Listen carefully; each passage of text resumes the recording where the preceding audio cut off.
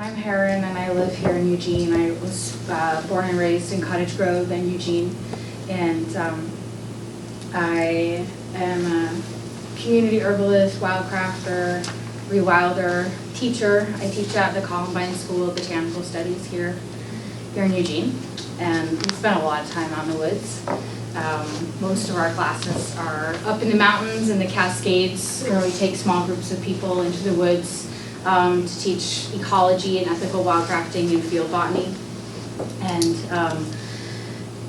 one of my favorite things to do, even when I'm not teaching, is just to go into the woods by myself and wander around and look at plants. And I really like, probably one of my biggest passions is to understand the way plants are growing on a landscape scale, why plants are growing in certain places and what's affecting that, like the environment of that place or the cultural history and use of those plants, or the, what ecological processes are going on there. So I get really excited about big landscape scale things, and so some of my and so I do a lot of like driving around and scouting and looking at things and then walking around. And so I love looking at maps. Like, I'm a total map nerd, and I basically taught myself how to use and read and look at maps. So I could look at the map and like see the whole landscape kind of like lay out in front of me, and think about where might the plants be in relation to where I am, and how the topography is, and where the water sources is, and the south side and the north side. And I just love thinking about putting all those puzzle pieces together. So it's super fun for me. And sometimes when I look at maps with friends, I often find that not a lot of people have the same kind of like familiarity with using maps. To be able to kind of look at the map and visualize it and look at the big scale. And so I think it's a really important skill to have. And if you are somebody that goes into the woods, to be able to use a map to kind of like preemptively understand where you are, and then it'll help orient you in advance to where you're going. And so it's really valuable to know how to read maps. So I'm imagining probably most of us like to go into the woods or into wild places that are not developed by civilization, right? Who likes to do that? Camping, hiking, oh good. If you don't like to do that, then you might not get a lot from this class. But we all like to do that, so that's good. And I know that probably a lot of us may have experienced times where we're out in the woods and maybe we feel a little nervous about getting lost or getting disoriented. Has anybody ever felt that? Like, oh no, what if I get lost? Sometimes that, like, it means, sometimes that means that might prevent people from having the kind of deep experiences or expansive experiences that they want to have in nature. That fear might keep people from venturing off trail to explore something exciting, or just having a more intimate experience, because we might be afraid of actually getting turned around, and so that might keep us hold us back, but and then there is the actual real situation that you might get lost, and then what do you do? What do you do if you do get lost? And it's different. You can get lost in the way where, say, you get turned around for a couple hours and you don't really know where you are, and you're kind of you're wandering. Maybe you got disoriented, but that's different than. But then you find your way back eventually. That's kind of normal. That happens, and that's not really that big of a deal. But then it's a bigger deal if you get lost to a situation where you're then in a situation where maybe you need to spend the night in the woods, or something else more drastic is happening where you might be in danger, and of course we can't really predict when that's going to happen or who's going to happen to, and really we can do all this stuff to prevent it and be prepared and all that stuff, and things happen and we don't really know what's going to happen, but we can do our best to be as prepared as we can be when we go into the woods, with the most skills that we do have when we try it out. So I don't know, what do you all think, like when you are afraid of getting lost, or when you have fears come up in the woods? What kind of fears are they? Like what are you afraid of? What? I'm afraid of, and this does actually happen, injuring myself, and particularly if I'm hiking by myself, you know, and it's like, so as I'm getting older, that's been limiting my access to the woods. Yeah. Water and shelter, Yeah. not having them. You get afraid of like, I'm gonna get lost, then I'm not gonna have water and I'm not gonna have shelter. Yeah. I get dehydrated and cold pretty easy. What do you get afraid of? Well, I was gonna say cold, just cold. Getting cold. Yeah. Yeah. Did you raise your hand? No. How about you? Getting lost in bears. Bears, I know. I was hoping somebody would say big animals. That's a big one. The big animals crawling around in the woods, you know? Yeah. I always tell people I get lost in a paper bag, and so when I'm in the woods, I'm typically with my husband, who has a map in his head at all times. Yeah. So that limits me because I don't typically go by myself. Yeah. Yeah. Well, on the bear subject, I'm generally more afraid of two-leggeds, male two-leggeds with guns. Yeah. Totally. Yep. Yeah, so it's like fears are useful, right? Fears are totally part of how we're built. They're part of how we're wild. They're part of our instinctual selves. They connect back to our primal animal selves that teach us, like when you're scared, you know, you see a big animal, you run or you fight, you know, whatever. It's that autonomic nervous system response of when you get scared, you your fight or flight response kicks in, and well, there's either fight, flight, or freeze, right? And then all your blood gets your kind of frontal cortex here shuts off, which is the place of like reasoning and critical thinking, and all your blood goes back here to your lower brain, which is your primal instinctual self. That tells you to do those things. All your blood goes away from your vital organs, like your digestion shuts off, and it goes into your limbs, so you can run really fast away from the bear. You have superhuman strength. You have, you know, and your eyes get really focused, so you can see really well. Like all your energy goes into like survival, but that's not necessarily the best scenario to have when you're out in the woods and you need to think your way out of a complicated situation. If you're facing an actual danger, you know, then that like an immediate like, okay, gotta act right now, then that's good, you know. But if you're out in the woods and then all of a sudden you're like, you start, oh my God, I'm lost. Oh my God, and then you start panicking. That's like the worst thing that'll happen. Then you start running in circles and like wasting all your energy and getting totally sweaty and being like, oh my God, I'm lost, and screaming, and then things get really bad. So it's of course that's the primary thing. The primary skill about going into the woods and keeping yourself safe is knowing how to stay calm when you feel those fears coming up. So what are some things that you all do when you need to stay calm, you feel fears coming up? Breathing. Yeah, breathing. When you're afraid, your breath automatically goes into your upper lungs and you start breathing short and shallow. And it's actually, if you can actually create fear by breathing like that. So it's physiologically connected. You can be like, I'm creating a state of fear in my mind by breathing shallow and quick like that.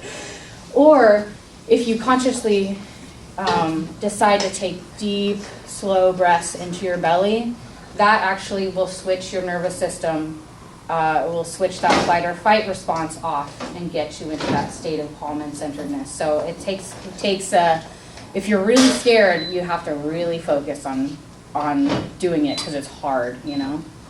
Let's all do that together. I could use a deep breath. Okay.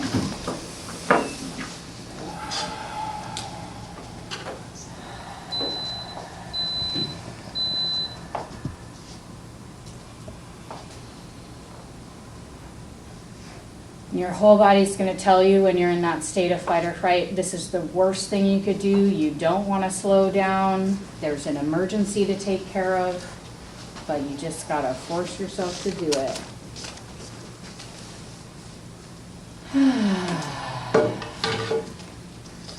was nice. I have a question. Sure. When you force yourself to deep breathe, does the blood also start going around the different parts of your brain and go back into your organs? Are you able to force that? That is all part of the responses of your different autonomic nervous systems shifting. So yeah, it would affect your blood flow. So your fight or fight, your parasympathetic nervous system, the flight or fight response. Do I have that right? I always confuse that. Sympathetic is the not nice one. Thank you. The sympathetic one. That's right. Sympathetic one is the flight or flight response. And that's the one where your blood's going to go away from your organs and back to your rear brain, and you're going to want to run around. Your fear one. Yeah. Be up. Yeah. Yeah. Totally. So yeah, when you calm down, then that helps shift your nervous system back to the parasympathetic, your rest and repair nervous system, and helps you stay centered and calm. And that will change your blood flow, and all those physiological responses will happen as a cascade effect of doing that.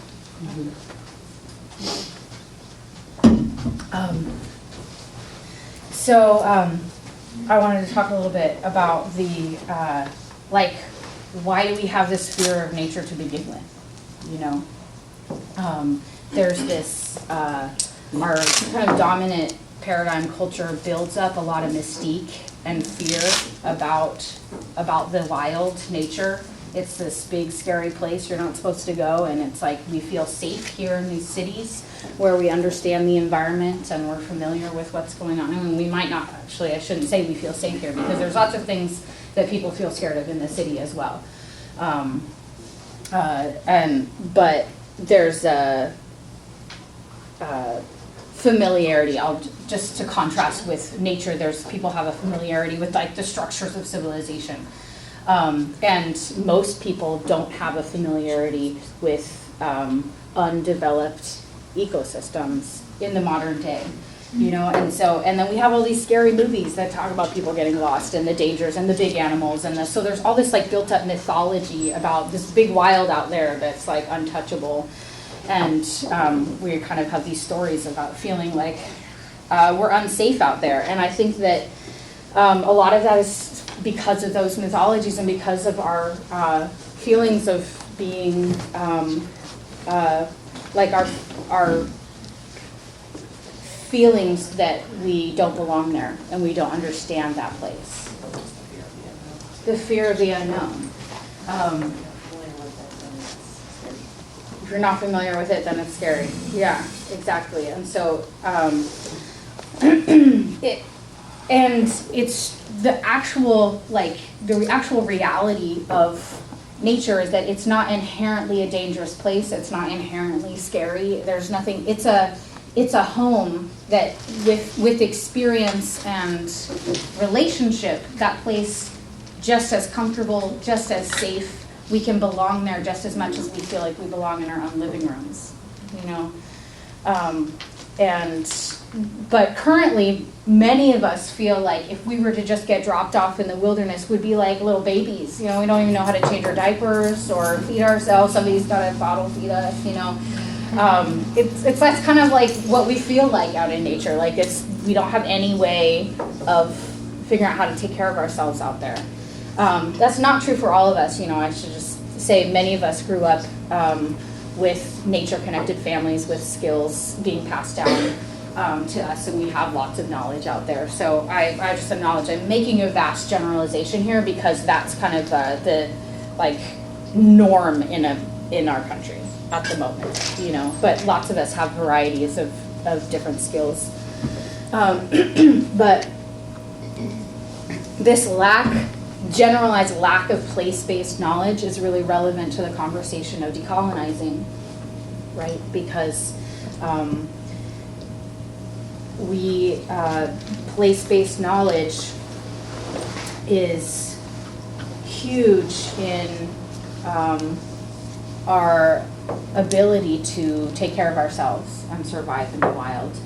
If we were somebody who was raised in an intact culture, living in direct reciprocity and subsistence, living in the ecosystem, the whole idea about getting lost would probably be totally ridiculous, because you would be growing up in a specific place going to specific locations that your family had been going generations after generations. And the whole thing, you know, it's like the landscape was like an intimate friend that you know really, really well.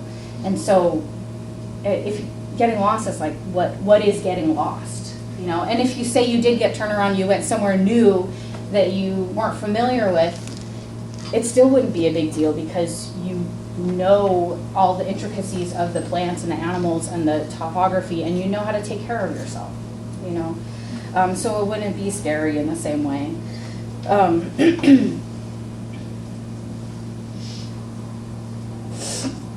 And so for those of us that grew up in civilization and still live in civilization, haven't had the chance to kind of receive this like generations of embedded knowledge around our place and this feeling that we really belong on the land here with our people on the land.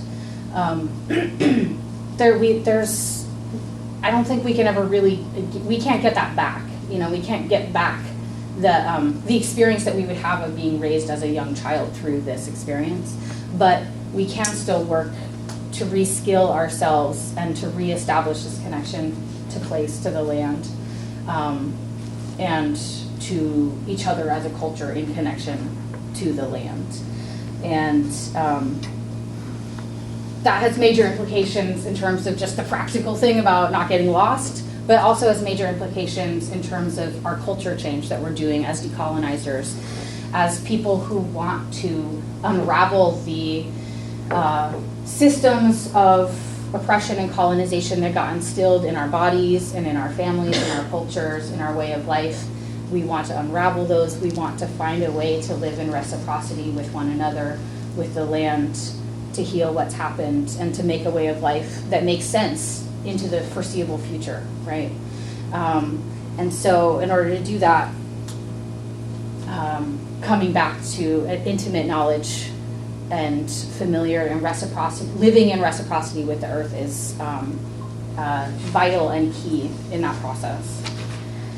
So,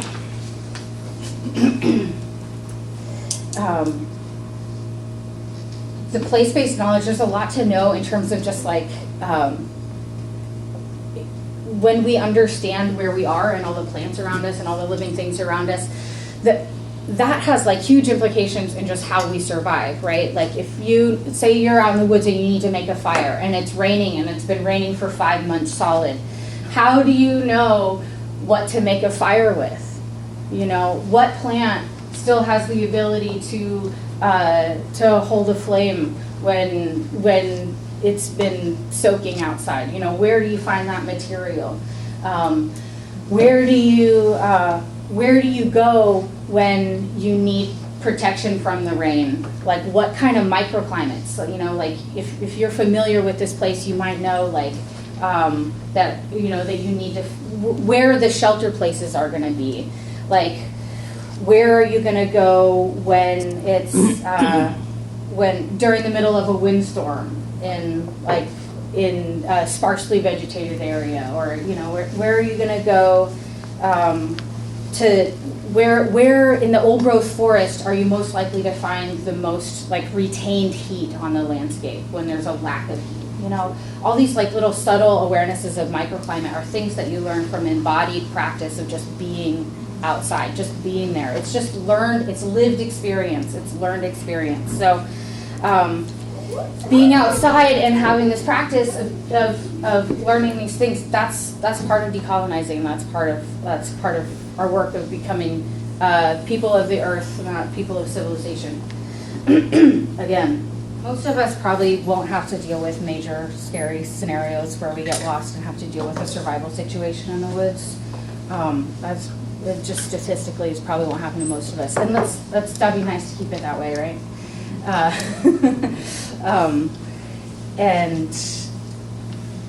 But wouldn't it be nice if most of us had the experience of being comfortable enough so that if that did happen, you know, it wouldn't be a big deal? Or being comfortable enough so that we felt like the wild was as comfortable as our living room. That's what I want for myself. You know, I can't claim that I'm there right now, but that's what I long for. So, okay, basics. Being prepared when you leave home. Acknowledging that we are creatures of civilization and we're used to having all these tools and gadgets and things to keep us safe and keep our bodies comfortable and whatever. We have to admit that we're not ready to walk off with a knife and a belt and naked into the woods and survive. Most of us probably aren't. So I just, on a practical level, I'd like to share this. You pass that around.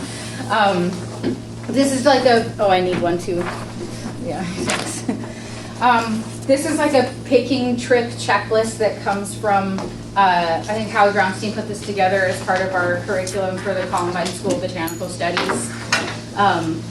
And so this is the kind of stuff that we train our students to do. We train our students to always be aware, always be prepared when you go into the woods, and to have everything you need when you do that. Jakob, you took the program, didn't you? Yeah. Did you? Yeah. I'm among others here, but yes, I did. You know all about this. Uh, Orna, did you take this program? Oh, yeah. I forget, yeah, of course you did. Who else took this program? No, just you two, that's right. That's what I thought. So, this is just like, so if you're going out to Wildcraft, you might not want to bring all these things. You might not, you can choose what makes sense for you. If you bring all these things, you will be more than prepared to have all the things you need for picking plants, but also for emergencies and things like that. So, Heron, yeah. now might be a good time to pass around this. Yes, I will in a moment here when we get to that part on the list. Yeah, that's good. So let's see. First one, we've got just the basics. Does anybody want to read the first section? Will you read it? Sure. Yeah. The picking trip checklist, so Yeah. permission or permits. Tell someone where you are going and when you'll be back. Check tire pressure and wear, check water and oil, a full tank of gas. Nice. Good basics. Full tank of gas. You'll be surprised how many people go into the woods with a half tank of gas. Going, oh, it's not that big. I've got plenty of gas, You don't necessarily know how far you're going to have to drive. You don't know if you're driving up that logging road and there's going to be a log across the road and you have to drive all the way back and all the way around, and it's going to be way longer than you thought. So you can even bring extra gas in a gas can if you're going far into the woods. Most of the time a full tank of gas will do that. And telling someone where you are going and when you'll be back. I'm really bad at that one. I'm really bad at that. I go into the woods by myself all the time, and I'm just like, I'm going up, whatever, the McKinsey, but I don't say where, Actually, this summer, I think I'm going to get better at it, because this summer I was out in the Umpqua National Forest, and I was due back home that evening, and I was wandering around hiking, and on my way back, it was like 6 p.m., kind of duskish, and I was like, I gotta get back. And so I was driving my car on this, it was like a dead-end logging road that was really narrow, that's kind of getting grown over, and not a lot of people drove over there in that way. And I love going back to those places, but as I'm driving up, my radiator bursts, and all of a sudden my car overheats, and I'm like, oh shit, all over, I'm all just, of course, my fear is going crazy, and I'm like, what do I do? And so I calmed down, and I figured I just let it rest for a few minutes, and then I put some water in it, and I kept going. But every mile I had to stop and put more water in it, and I was scared the whole thing was just going to explode.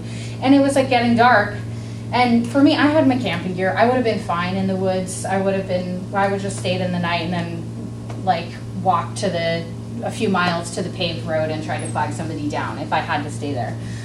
But my partner was expecting me home, and they knew I went to the Umpqua National Forest. They had no idea where,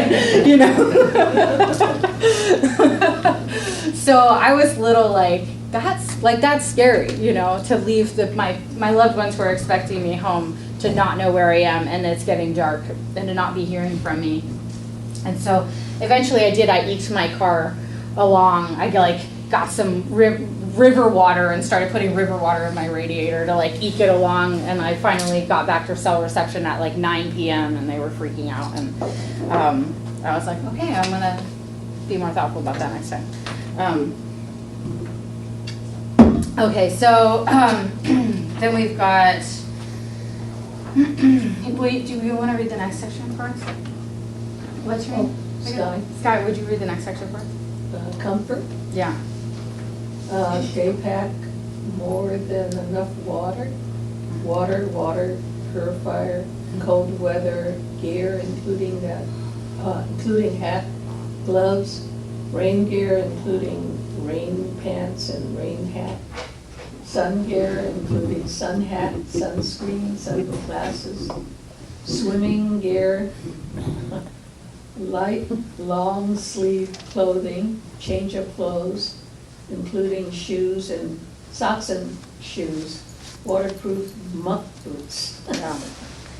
So I cannot emphasize like clothing and gear enough. Actually, most people don't go into the woods with enough clothes. Basically, you should, even if it's the middle of July, you should always assume it's going to rain.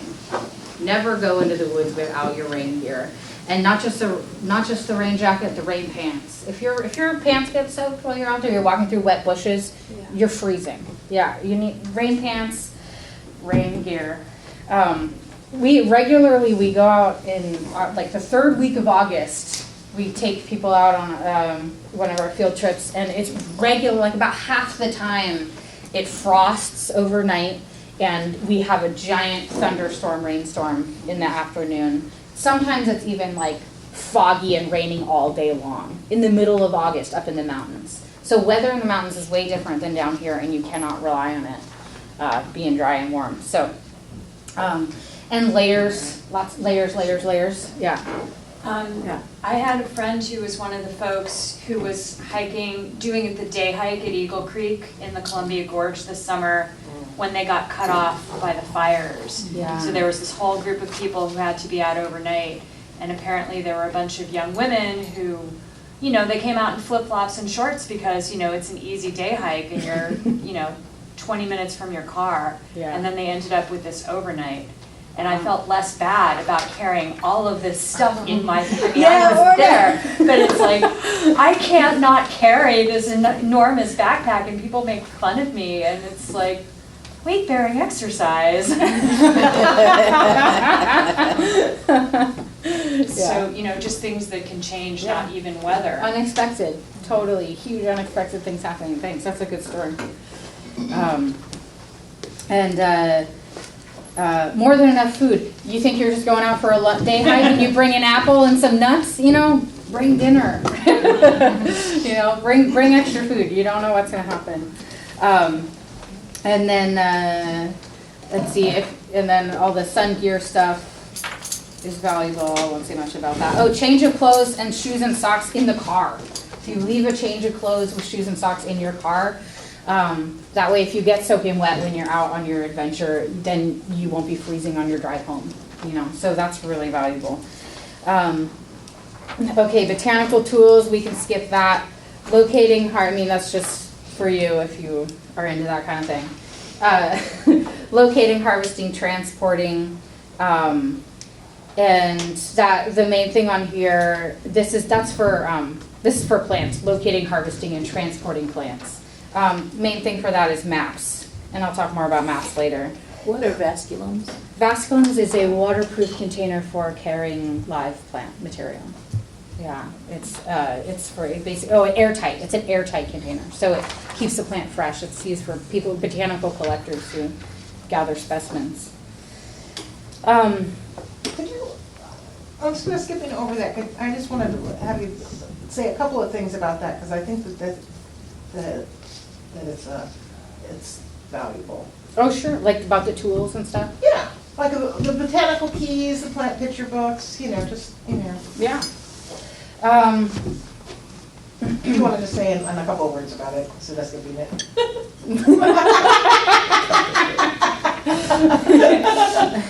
If you're you're into botany, having an identification kit with the tools to measure the plants and look at them carefully with a little magnifying glass and stuff like that helps you identify the plants correctly. The books, Botanical Keys, that's like a technical plant book that helps you find the plants with like using a basically a series of questions where you choose the right answer. It's like a choose your own adventure book. Or you could just have your regular, like photo field guide of the plants that you're looking at. Field notebook. I love taking notes of the things that I see, and so that's what that's for if you're into nature journaling or something. This book, that means your class field notebook with all your plant lists in it and stuff like that.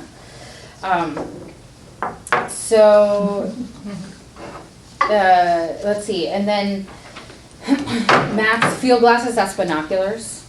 Harvesting tools, knives, scissors, clippers, hand towel, dagging digger, shovel, digging stick, garden cultivator. If you don't know what you're gonna find when you're out in the woods and you are interested in harvesting plants, but you don't know what you're gonna find, having all the tools with you means that you're prepared for anything to be able to harvest a plant or and clean it and properly prepare it so that the plant doesn't go to waste after you harvest it. So that's what all this is here for, is to be prepared in advance. Even though, say you don't know what you're going to do, but you're prepared for anything if you are a wildcrafter, to be able to respect the plants that you're interested in harvesting. And I'm not going to go into wildcrafting ethical stuff right now. That's like a whole other class about when you harvest a plant and why and how much and what are the ecological conditions. But needless to say, there's a lot that goes into even the decision to decide to want to pick a plant and when it makes sense to do so and when it doesn't make sense to do so. And being prepared is just one of the steps that would get you to the point of deciding that you wanted to pick a plant. But if you're in the woods and everything else is right, all your ethics check out, but you don't have any of the tools, then you missed your opportunity in that way. So, yeah. Some of those things would be helpful for survival. That's true, probably. But you're not going to hike with your shovel, or your... I guess it depends on the shovel. You have one that folds upward. Oh, that's true. Or something. That's true. That's true. Wearing exercise. Yeah. There you go. Exactly. Yeah. That's right. Walking stick. Training. Stick. CrossFit training. What is a dandelion digger? That's a long little, kind of straight tool, basically a little fork at the end. It's about this long. Yeah, digs out roots. Yeah, the long tap roots.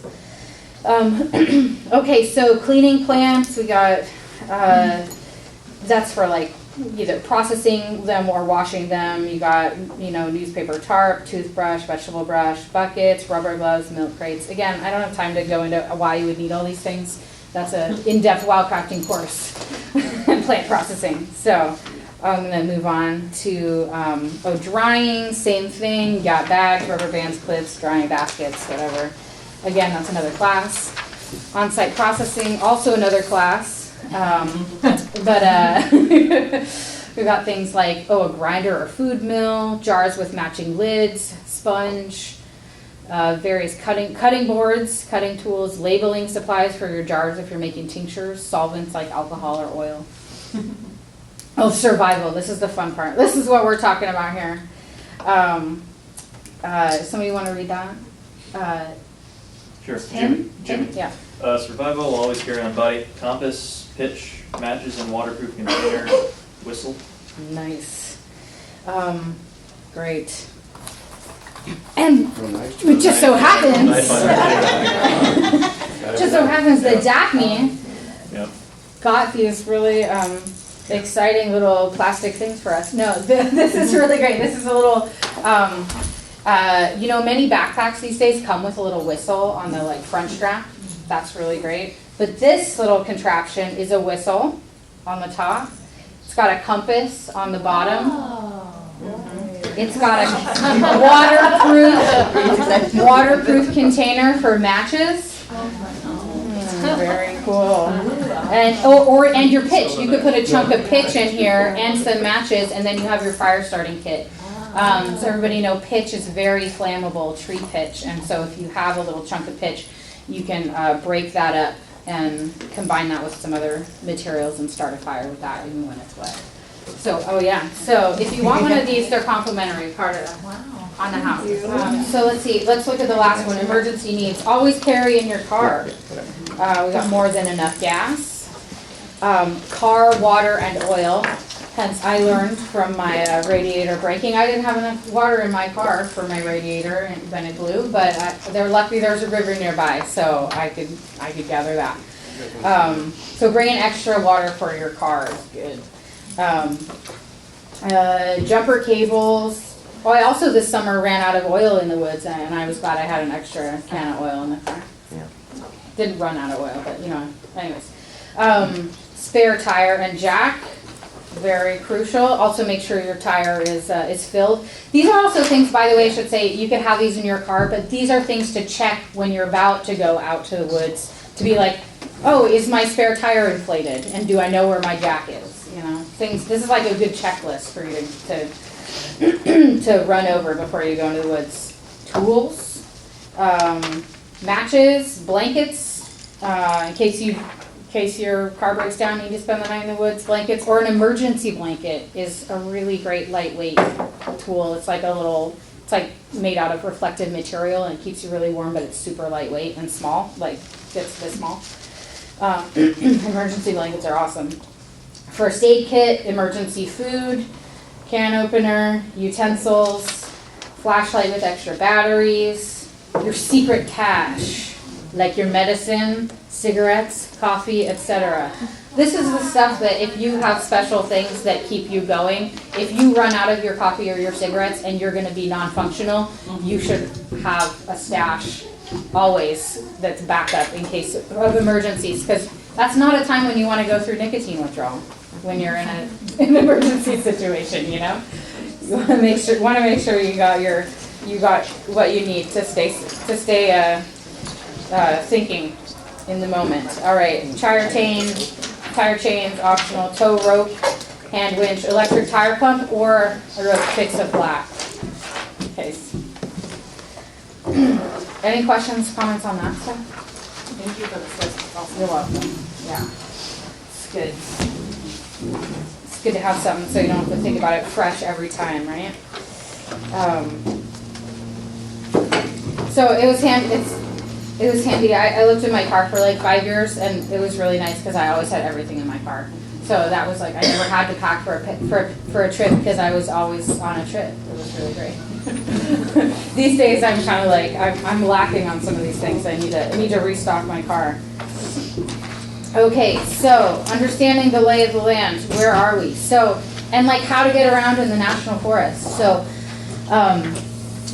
the national forest, it's lucky, our road systems are actually coded in a way so that if we can find the road numbers actually give us information about what kind of road it is.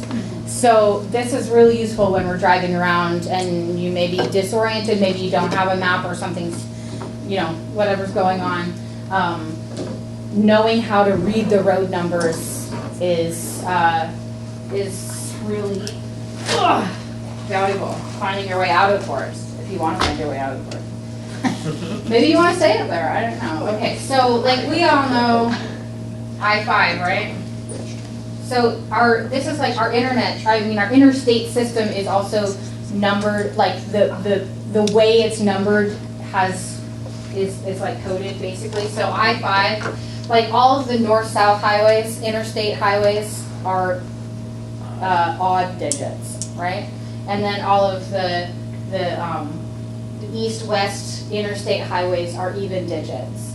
And they go from like lower to higher, like I-5's the lowest, and then you go up to the, on the east coast, it's like I-95, I don't know what it is, but it's 95, yeah, on the east coast, so like they go up across the country. So the Forest Service roads are numbered similarly, like they've got codes like that. So here we are, Eugene, Springfield, and you can head out to the woods, to the Cascades, a couple different ways easily from here, right? So we've got the McKenzie River Highway, which kind of goes directly east, so that goes a little bit north, but that's fine, it goes a little north. And, so this is Highway 126.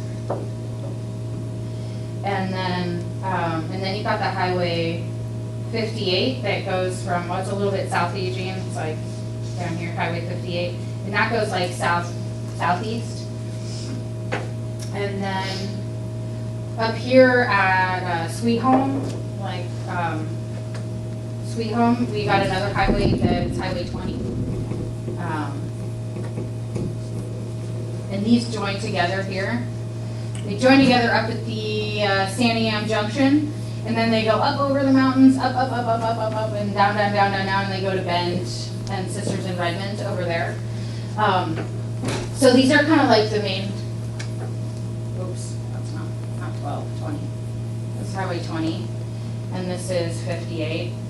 Those ones aren't really, or like the numbers don't really tell you much, but it's because those aren't Forest Service roads, those are like state highways, right? But the Forest Service roads, you have, that maintained by the Forest Service, once you get into the National Forest, you got 2-digit roads. 2-digit roads are really useful to know because 2-digit roads go from one main highway to another main highway. And they're often paved or well-maintained. So here between 126 and 20, you have a 2-digit road. This is the, that is the 15. The 15 is 2-digit road. It goes all the way between the highways. And then here between 126 and 58, you got another 2-digit road. And it goes up and over, there's like a whole range of mountains here, you know, it goes up over, it goes all twisty and turny and everything. And this one is 19. You don't have to remember what the numbers are, right? It just matters that it's a 2-digit road, and you'll know that because there'll be like little signs around telling you it's a 2-digit road. So you're like, oh yeah, so if you're lost and you get to a 2-digit road, turn one direction or another and you'll get back to a main highway. It's magic. This is very This is like huge. nationwide. What? This is like nationwide. Is this nationwide? I haven't been to the National Forest other than like, you know, in the western part of the nation, Western so part. I can't say that for sure, but I imagine so. Why would they change their system? I don't know. Who knows? What was the other question? She has to say it again. Say it again. Okay, so if you get to a 2-digit road, when you're in the National Forest and you get to a 2-digit road, if you turn one direction or the other, eventually you'll get back to a main paved highway, which will take you back to town. All the way back to the wandering goat in the Whitaker.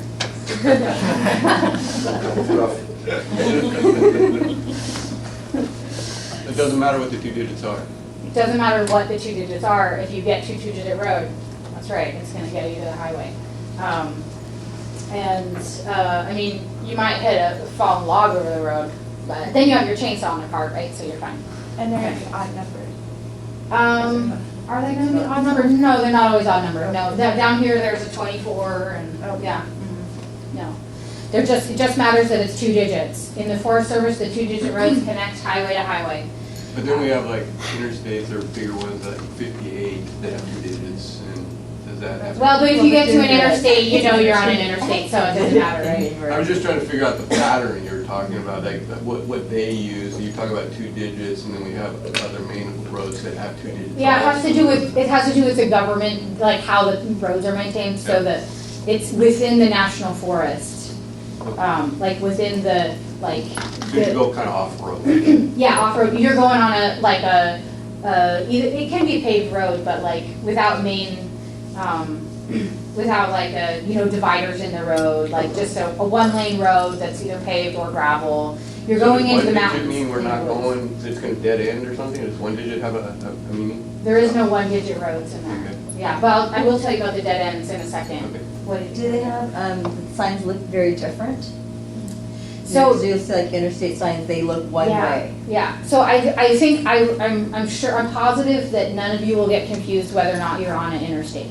You know, or, yeah, so, and like even the 126, it's like you get to a main highway, you know, that these are going from major cities to major cities. There's lots of traffic. When you're in the national forest, much less traffic, and the roads are smaller, and you're basically like driving just through the open woods, through the clear cuts, through the old growth, and you're,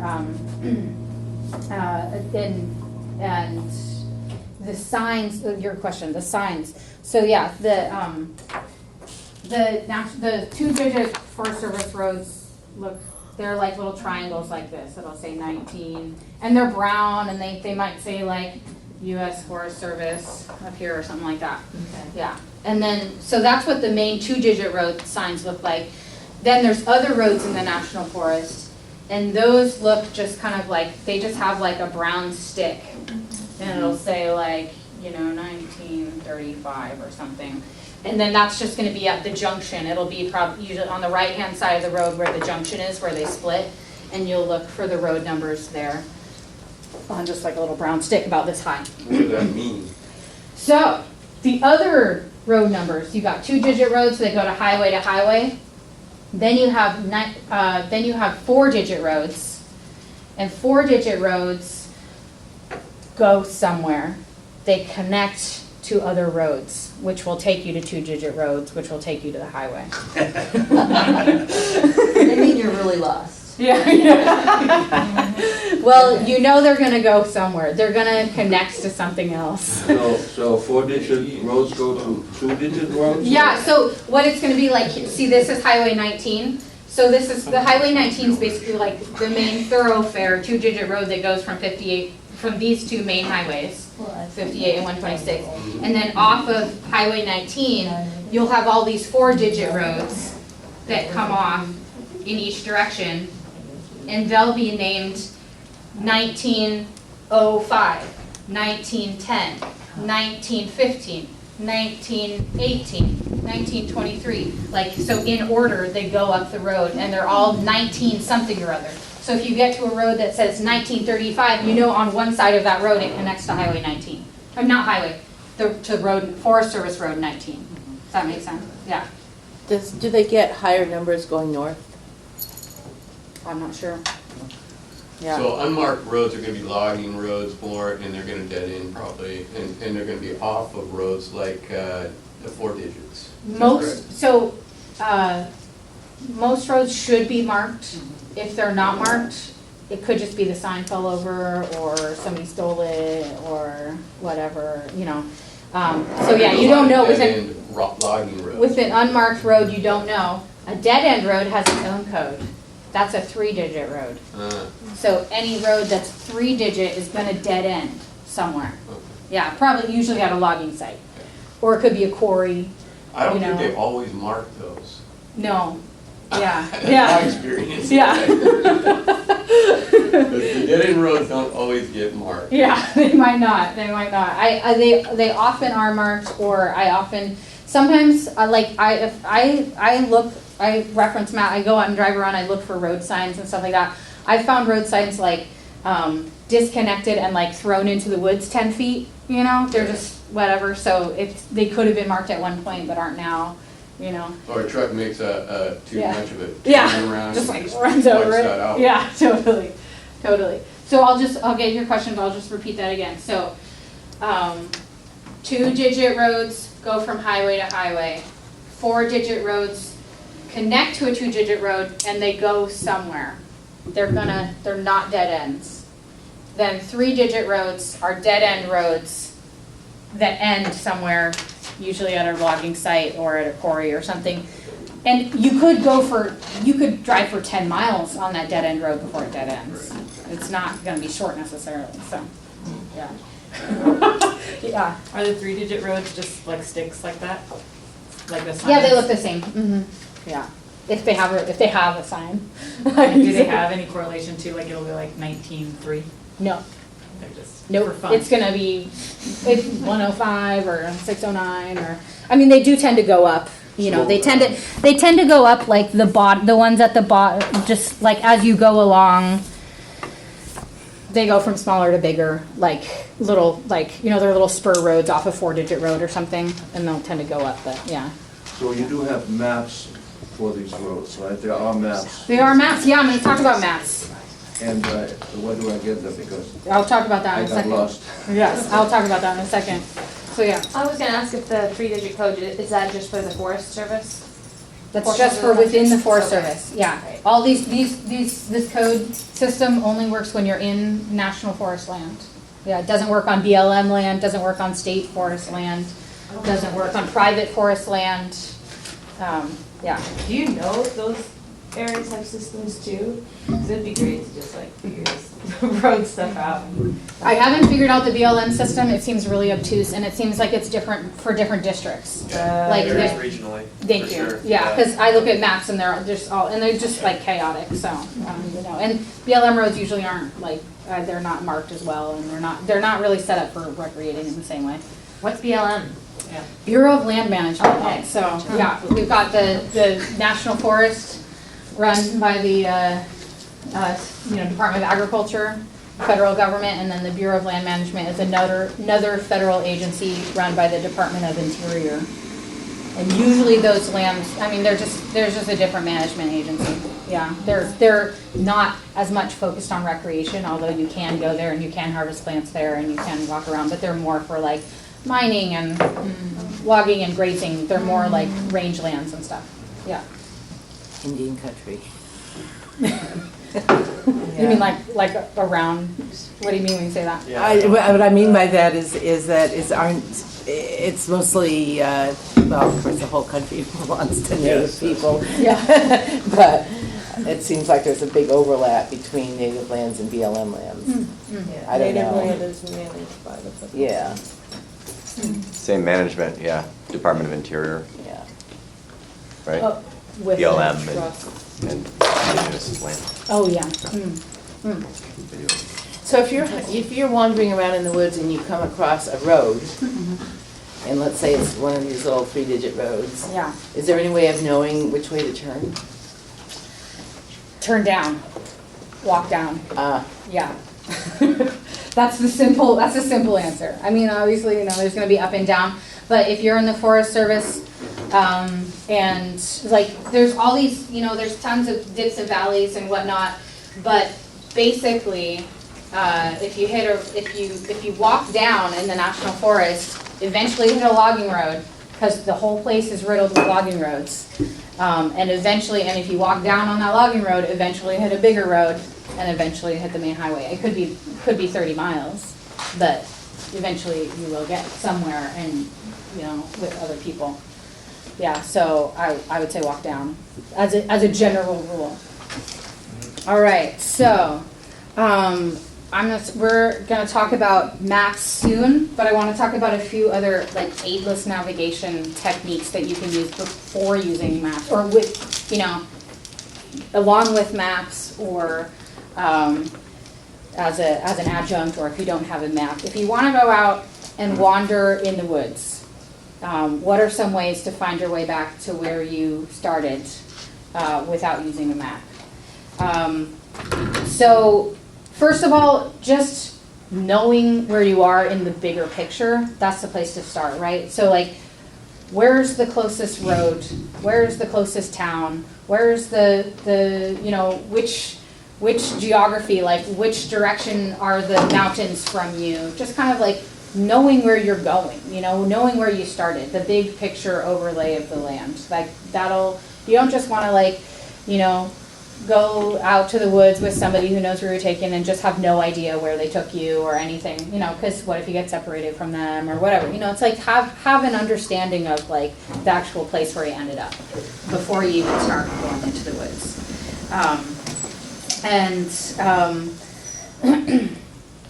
And then, so that's kind of like having a bird's eye view. You can look at a map before you go, understand the kind of basic geography and topography of where you are. Looking at the landscape from above, like a bird. And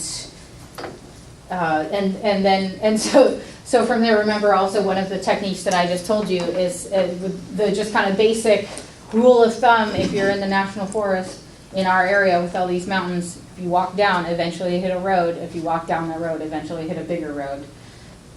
That's always possible. Of course, there's exceptions. So like the topography is going like this, which way's down? Who knows, you know, but. Then we've got, backtracking. This is one that many people think, oh, it's no big deal, I'll just backtrack. Like, I'm going out from my camp, I camped here, I'm going to go out and get some firewood, and I'll just find my way by following my tracks back to where I came from. You know, so I don't have to pay attention to anything else or whatever, I'll just follow my footsteps. Well, Hansel and Gretel know this mistake, don't they? They're not the only ones that got mistaken by backtracking. Well, they were actually kind of a mix between backtracking and trailblazing, which is leaving marks. They tried to leave crumbs and then their marks disappeared. But backtracking only works. Count on chipmunks. Yeah, totally. Backtracking only works if you have if you're walking in material, which is very clearly leaves an imprint of your feet, like sand or mud or something where you're like, that is clearly my footprints, you know? But that doesn't work if it's pouring rain. The rain can wash away the sand or the mud or whatnot and cover up your foot tracks, so you can't count on it. Or say you go out in the snow and you're like, oh, it's so easy to find my way back in the snow, and then it starts blizzarding. I have a friend who did this exact thing. She went out to get firewood from her camp in the woods where she was camping with her dog. And it was snowy all around the ground.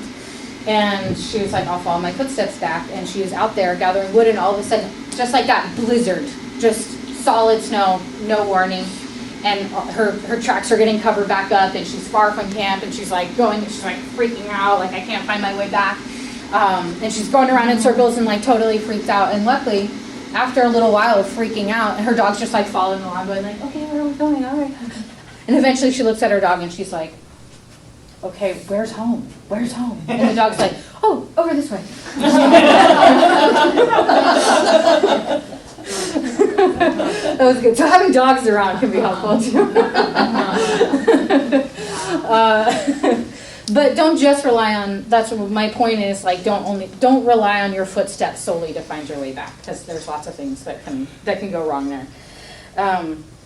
Trailblazing, so that's another thing people do, is they leave marks.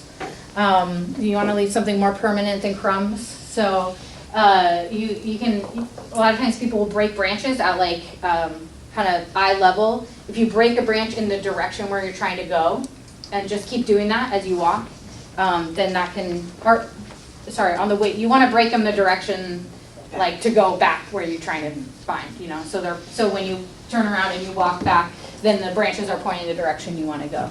So that's a good way to do it.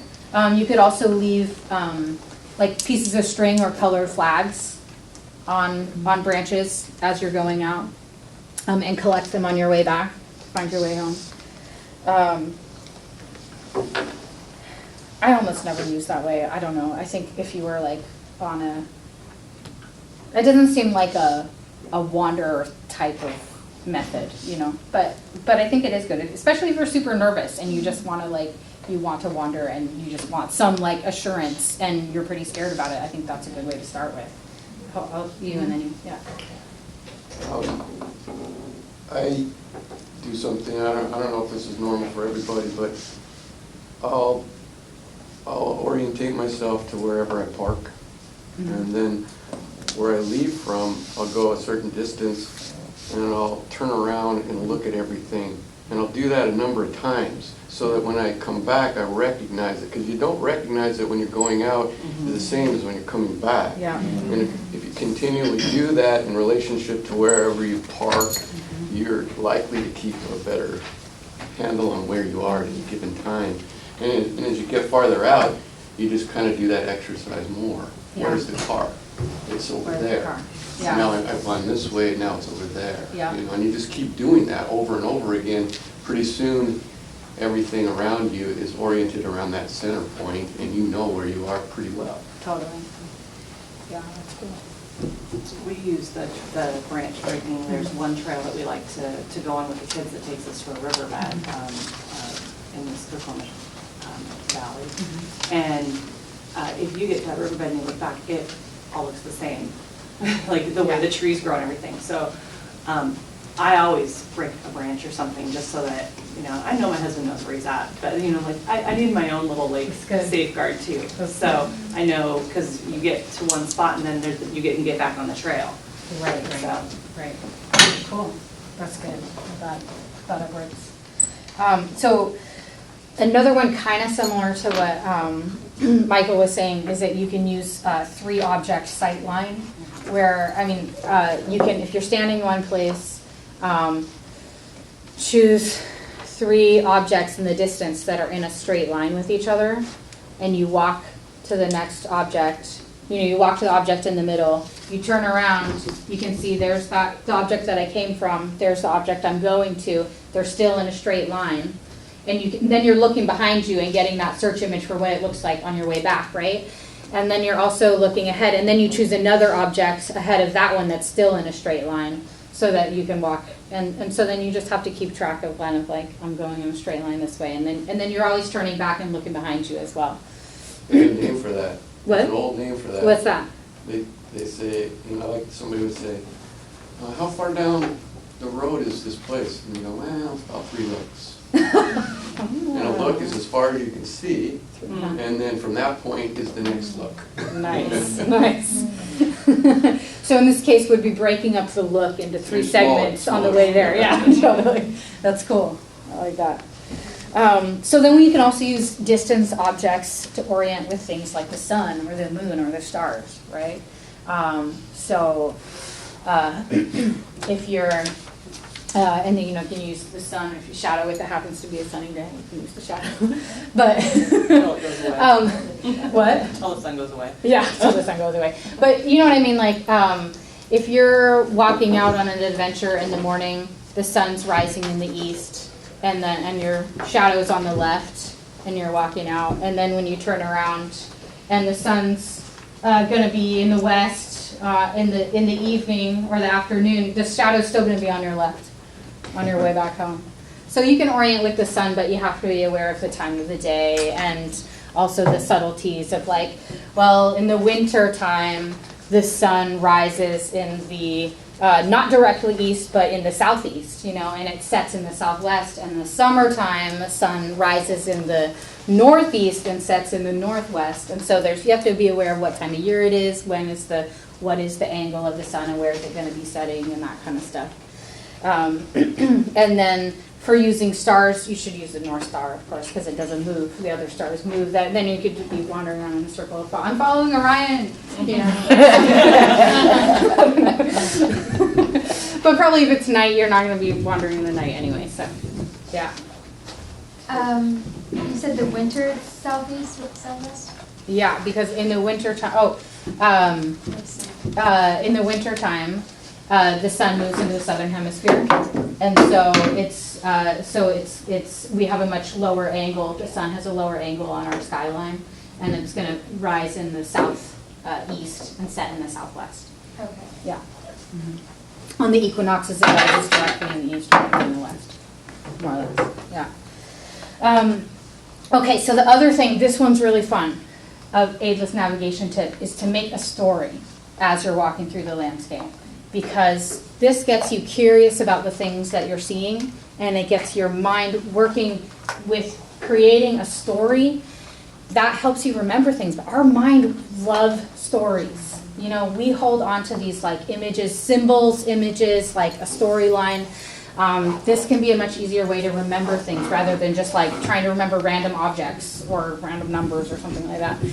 To remember something that has a story content to use. So when you're going for a walk, you could say create a character that's going through the landscape, like I'm a little fox and I'm looking for a burrow, and the little fox came to the big cedar tree, and you see this giant cedar tree with a hole in it and was like, is this my burrow? Whatever. You can make a story like that.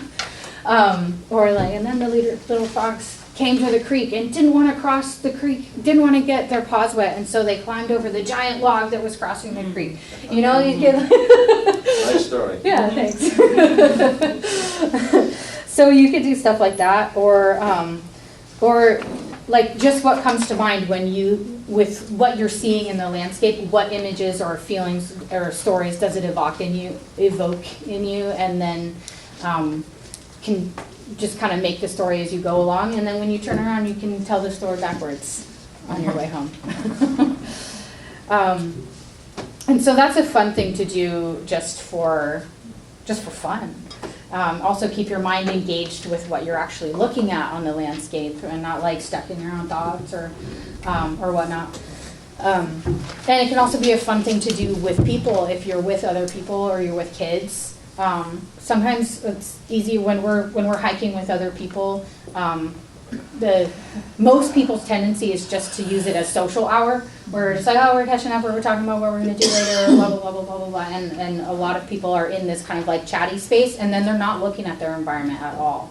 And so a whole group can get lost together easily by just because they're interacting with each other, not the place where they are. And so if you decide, well, let's do a story together, then that can be a way to interact with one another as well as connecting with your landscape and increasing everybody's awareness of the place where you are. And it can be fun. And then the last one that I have is just this simple act of just being aware of where you are.